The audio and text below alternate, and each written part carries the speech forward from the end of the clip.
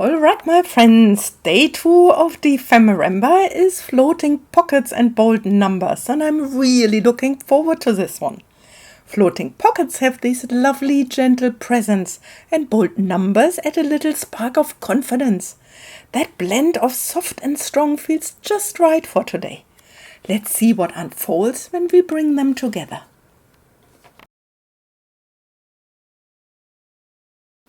Today we are working with the prompt floating pocket and bold numbers, and I have brought in some of the jelly prints you saw yesterday.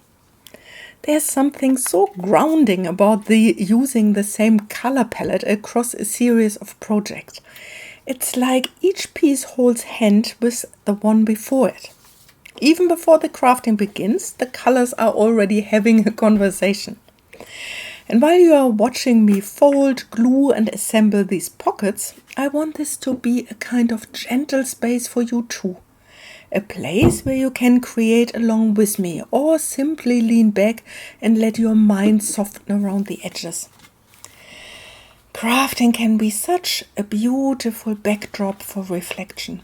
Something about the small movements, folding paper, smoothing glue, choosing colors helps the nervous system shift into a quieter gear.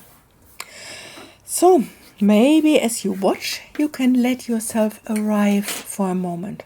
Let your shoulders drop, let your breath wander lower into your body, and let your thoughts settle into that slower, softer rhythm. One of the reasons I love this prompt is that floating pockets remind me so much of the way we strengthen things in our emotional lives. Here I'm folding my jelly prints in half and gluing them together, partly to create a thicker, sturdier texture and partly because I want the pattern to match on both sides. And as I'm doing this, I'm thinking about how often we do the same thing internally. Sometimes we reinforce parts of ourselves quietly, almost without noticing. We take an experience, fold it over with another layer of understanding, and suddenly it becomes stronger, more capable of holding what we needed to. A floating pocket looks fragile on its own, but once the layers bond, it becomes something that can be handled, stitched, tucked, and used. And maybe you've done that too, taken parts of yourself that once felt thin or torn and slowly, gently reinforced them over time. None of us are as fragile as we used to be, but that strength doesn't always come from big transformation. Often it comes from small, consistent choices. Choosing softness instead of shutting down. Choosing to take a breath instead of reacting. Choosing to ask for help instead of pushing through alone.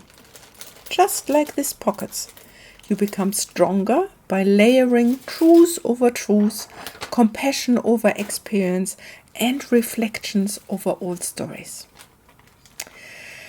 Now I'm adding this recycled clear plastic to the front, and one of the pockets I'm wrapping all the way around to create a front and back window. I love this part because pockets with a clear front remind me so much of emotional transparency. Sometimes we think we need to hide everything away, tuck everything like every feeling deep inside, or make our inner lives look neater than they are.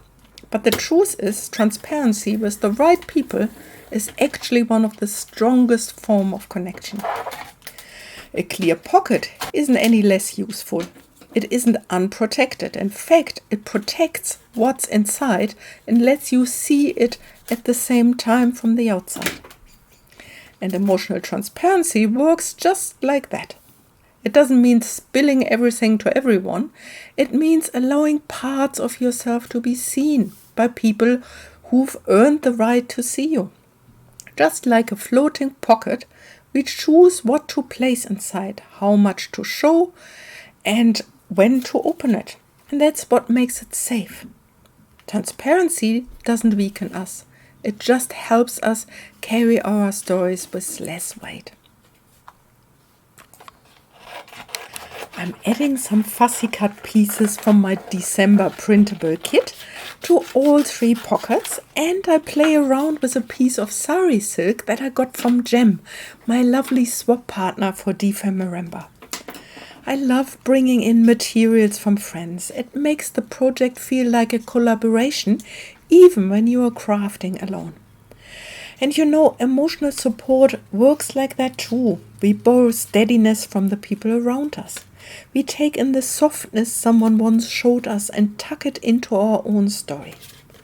Sometimes healing isn't something we do alone. It's something we do beside or because of someone. A little piece of sari silk from a friend may seem like nothing, but when you stitch it into your work, it becomes part of the story. Just like the kindness or wisdom someone offered you becomes part of the fabric of your emotional life. We carry people with us in the tiniest ways, and scraps and colors and memories in the parts of ourselves that help soften us or strengthen us. I'm also bringing in some bold number stamping, the bold numbers part of today's prompt. Numbers are funny things, I find. They declare themselves. They don't apologize for existing. They sit on the page confidently, even when everything around them is soft or delicate. And adding them here made me think about how important it is to name things clearly in our own lives. Feelings become so much heavier when they stay vague. Anxiety becomes more bearable when you can name it. Sadness becomes gentler when you can say, this is grief, not failure. And anger softens when you can recognize it as protection rather than aggression. Bold numbers remind me of that, the courage it takes to name what's real. Not loudly, not dramatically, but clearly. And sometimes naming something is the first stitch in healing it. As I'm decorating these pockets, I want you to know something. You are allowed to take up space. You are allowed to have complexity. You are allowed to hold more than one feeling at once. You are allowed to be confident in some areas and uncertain in others. You are a multi-layered, stitched together, beautifully textured human being.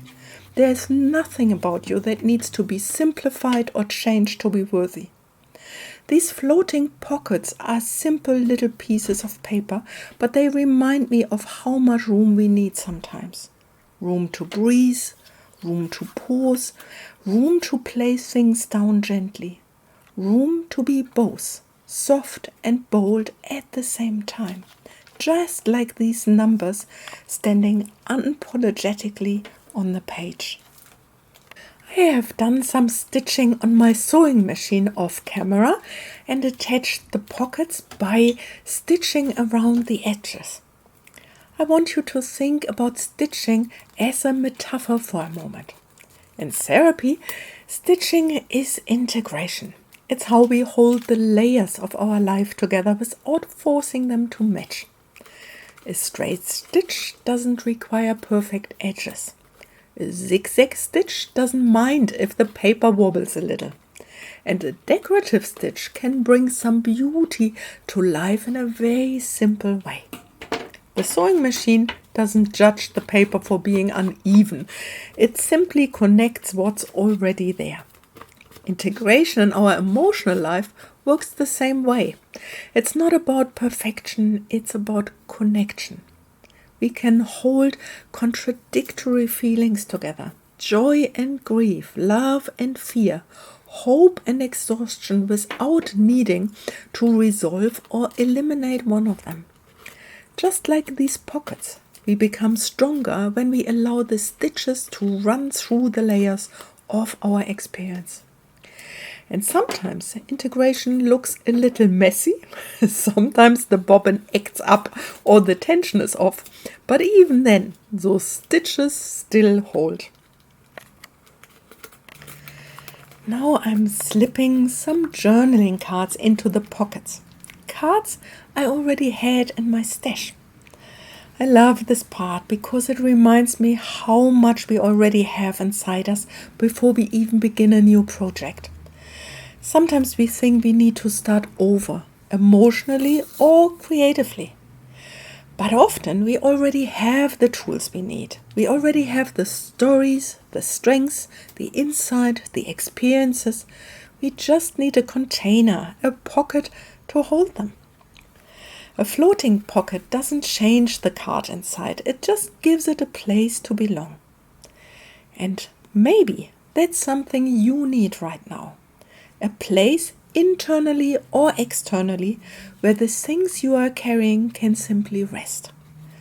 Not be solved, not be analyzed, not be fixed. Just held gently.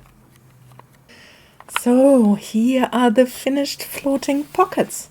Soft gelli-printed layers, clear windows, bold numbers, sari silk, stitching, tiny details from my printable, and journaling cards tucked inside. They feel like small containers for the months ahead, places where we can hold ideas, memories, hopes, reflections, or simply little bits that make us smile. And maybe as you move into the rest of your day, you can take one gentle question with you. What needs a pocket in your life right now? What feeling, thought, hope, or memory could you hold with a little bit more tenderness? Because crafting isn't just about making beautiful things. It's about learning how to hold ourselves gently too. Thank you for spending this little moment with me today. I can't wait to continue this gentle journey with you on Thursday. See you then.